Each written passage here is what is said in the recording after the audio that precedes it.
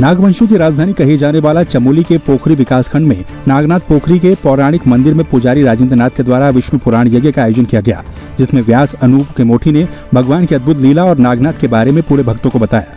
माना जाता है कि जब जब यहाँ विष्णु पुराण होता है तब तब यहाँ पर नाग भगवान दूध पीने आते हैं। हमारे बाबा श्री राजेंद्र दास जी के द्वारा यहाँ पर इस पुराण का आयोजन किया गया है।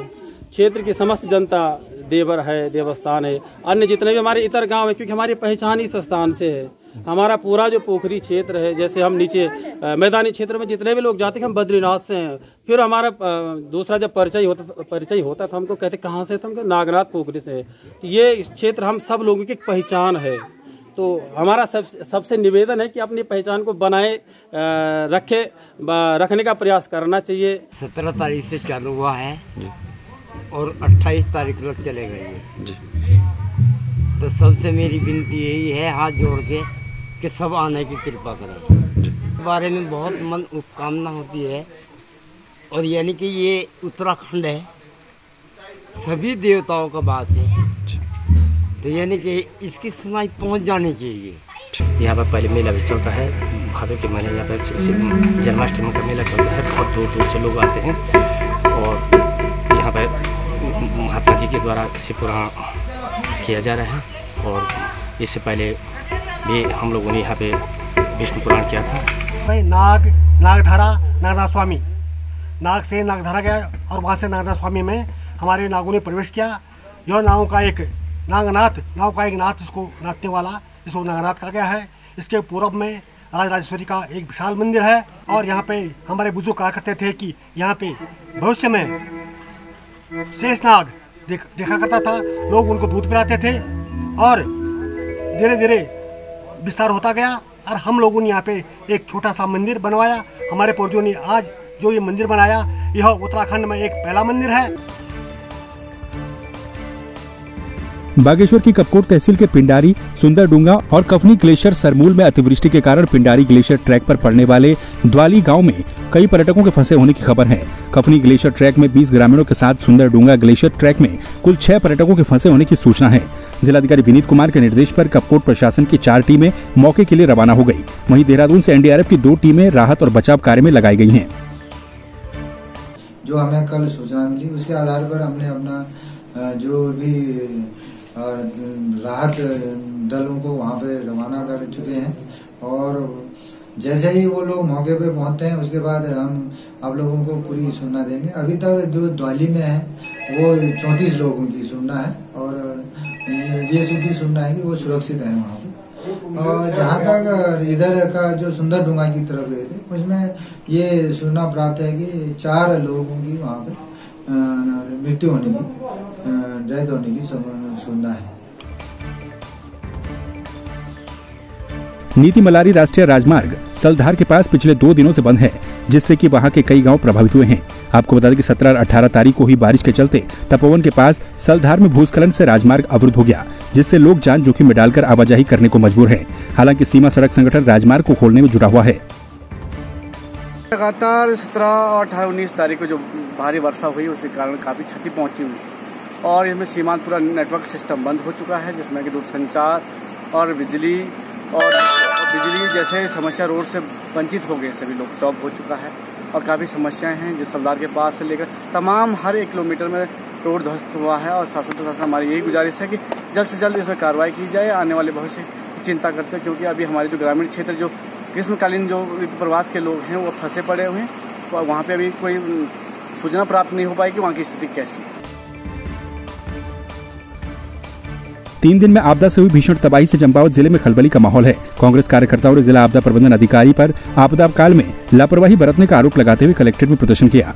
उन्होंने डीडीएमओ को तत्काल नहीं हटाने पर जिले भर में आंदोलन की चेतावनी भी दी। हम संविदा कर्मी डीडीएमओ मनोज पांडे को हटाने की बात इसलिए कर रहे हैं कि 26 घंटे के रेस्क्यू में न इनकी तरफ से कोई उपकरण मौजूद कराए गए। सीओ साहब के कहने के बावजूद छोटा रोबोट जेसीबी वहां पर नहीं पहुंच पाया और स्वयं आपदा डीडीएमओ मनोज पांडे मौके पर नहीं पहुंच पाए। तो इससे इनका देखा जाता है कि किशोर ये आपदा के प्रति सजग हैं और हम शासन प्रशासन से शीघ्र मांग कर रहे हैं कि डीडीएमओ मनोज पांडे को शीघ्र हटाया जाए। बेरीनाग में शहीद नरेंद्र सिंह की पत्नी धना डांगी शहीद स्मारक पर धरने पर बैठ गई। प्रशासन के द्वारा बेरीनाग में भवन निर्माण की अनुमति न दिए जाने के विरोध में धना डांगी धरने पर बैठी हैं। शहीद की पत्नी ने सरकार पर आरोप लगाते हुए कहा है कि एक तरफ सरकार शहीदों की सम्मान यात्रा निकाल रही है और दूसरी तरफ उनके भवन निर्माण पर रोक लगा रही है। उन्होंने सरकार पर अपने शहीद पति का अपमान करने का आरोप भी लगाया। शहीद नरेंद्र डांगी की पत्नी हूँ और मेरा काम रोक रखा है और सभी लेंटर डाल रहे हैं, मेरे को परेशान कर रखा है। मैंने 4 बार एसडीएम कोर्ट चली गई है और मेरा कोई नहीं सुन रहा है, ना विधायक सुन रहा है, ना एसडीएम सुन रहा है, ना तहसीलदार। और उनसे पूछा, मैंने कहा सर मुझे परेशान मत करो, मुझे डालने दो, खाली मैं विधवा की औरत हूँ। और उन्होंने मेरी नहीं सुनी और तहसीलदार से भी मिली, एसडीएम साहब से मिली और तहसीलदार ने मुझे कहा मुझे मैं क्या करूँ, यहाँ से तो न्याय मिलेगा मुझे। धर्मनगरी हरिद्वार में ब्राह्मण समाज की महिलाओं ने वैभव ग्रैंड होटल में डांडिया नाइट का आयोजन किया, जिसमें हरिद्वार की तमाम महिलाओं ने भाग लिया और विभिन्न प्रकार के सांस्कृतिक कार्यक्रम किए गए। कार्यक्रम की संचालक निधि ने बताया कि ब्राह्मण समाज की महिलाओं का एक ग्रुप है जो कि अक्सर विभिन्न प्रकार के सामाजिक कार्यक्रम करता है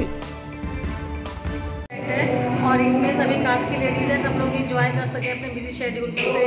और हमने इसमें बच्चों के लिए कैटेगरी, मम्मियों के और बच्चों के लिए रैंप वॉक रखी है। ये कि अपने त्योहारों को अच्छी तरह से सेलिब्रेट कीजिए बस ये। और ये मेरा छोटा सा प्रयास है। मैं 6 मेंबर से शुरू हुई थी, आज 200 मेंबर मेरे ग्रुप में है, तो जल्दी से 500 मेंबर हो जाए। वुमेन्स पावर ग्रुप, हाँ जी। और मैं पटना समाज से हूँ, बहुत सारी लेडीज़ पटना समाज की भी हैं। इसमें सभी कास्ट का वेलकम है, सब लोग इंजॉय करते हैं। हमारे ब्राह्मण समाज की स्त्रियाँ सभी शक्ति रूप में इकट्ठी हुई हैं और अब कुल मिलाकर कह लीजिए नारी सशक्तिकरण के लिए अब भिन्न भिन्न कार्यक्रमों के माध्यम से जिले चौकी से बाहर आ रही है और बाहर आकर अपनी एक पहचान बना रही है। निधि इस कार्यक्रम की जो संयोजिका है, उन्होंने एक बहुत महत्वपूर्ण का काम ये किया है कि जो लड़कियां मंच पर आने में घबराती थी, वो मंच पर आ रही हैं, अपनी प्रसिद्धि प्राप्त करती हैं और साथ ही साथ अपना वर्चस्व और नाम रोशन कर रही है। इंसानों के लिए हर कोई आगे आता है। अगर हम रोड पे एक एक्सीडेंट देखते हैं किसी इंसान का, तो हम सब लोग उसके पास जाते हैं। बट क्या होता है ना, जैसे गाय है या कुत्ता वगैरह है, जब इनका एक्सीडेंट होता है, जानवर का एक्सीडेंट होता है या उसको कोई चोट लगती है, तो हार्डली कोई आगे आता है। उनको ये लगता है कि अरे कोई नहीं, कुत्ता ही तो, वैसे भी कितने कुत्ते घूम रहे हैं, एक मर जाएगा तो कोई प्रॉब्लम नहीं है। बट वो सेम बात फिर इंसानों के लिए भी लागू होती है। अगर हम उस सेंसिटिविटी से देखें तो हर एक इंसान को भी वही फील होता है जो एक जानवर को फील होता है। उसकी भी वही फैमिली है, वो भी खाने के लिए ही भाग दौड़ करता है, राइट। तो मेरे लिए यही है कि हर एक इंसान को हर एक जानवर के लिए, बिकॉज जानवर इतना कुछ नहीं कर सकता अभी के टाइम पे, बिकॉज वो कंस्ट्रिक्टेड है। तो आई गेस इंसान होने के नाते और इंसानियत के नाते हमें हर एक जीव की हेल्प करनी है। अखिल भारतीय अखाड़ा परिषद के अध्यक्ष नरेंद्र गिरी की मौत के बाद नए अखिल भारतीय अखाड़ा परिषद अध्यक्ष को लेकर तनातनी चल रही है। इसको लेकर 25 अक्टूबर को प्रयागराज में बैठक भी प्रस्तावित है, लेकिन उससे पहले ही बैरागी और उदासीन अखाड़ों ने अखिल भारतीय अखाड़ा परिषद का नया अध्यक्ष घोषित कर दिया। वहीं श्री पंचदशनाम जूना अखाड़ा के संरक्षक श्री महंत हरिगिरी ने कहा कि 25 अक्टूबर को बैठक बुलाई गई है। बैठक में सभी 13 अखाड़ों के संत सर्वसम्मति से फैसला करेंगे। बैठक 25 तारीख को आहूत प्रयागराज निरंजनी अखाड़ा गंगा तट पे भागीरथी के चरणों में मैंने बैठक की आहूत किया गया है और वहाँ कोई भी जो था वहाँ बैठता और अपना हाथ उठाता, अपना बहुमत सिद्ध करता तो और भी अच्छा लगता। जो तरीका है प्रजातंत्र का, बाकी मतलब जो है निश्चित है, जो व्यवस्थाएं हैं सब स्वतंत्र हैं। कोई भी अपने आप प्रत्येक अखाड़ों के वो कहते हैं महाराज हमको भी अध्यक्ष मान लीजिए, हमको भी अध्यक्ष मान लीजिए। हर आदमी अध्यक्ष बनने को तैयार है और उसका मूलतः अधिकार भी है, राइट भी है। कोई भी अध्यक्ष बनने के लिए दावा ठोक सकता है।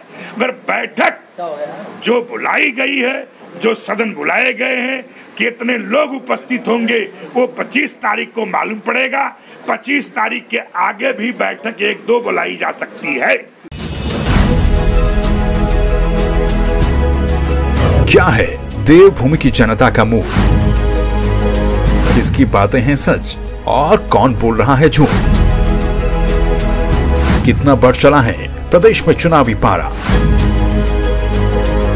कामकाज में कौन जीता और कौन हारा? 2022 के चुनावी समर में किसका होगा मंगल? देखिए देवभूमि का दंगल 2022 का विधानसभा चुनाव सिर्फ संवाद 365 पर।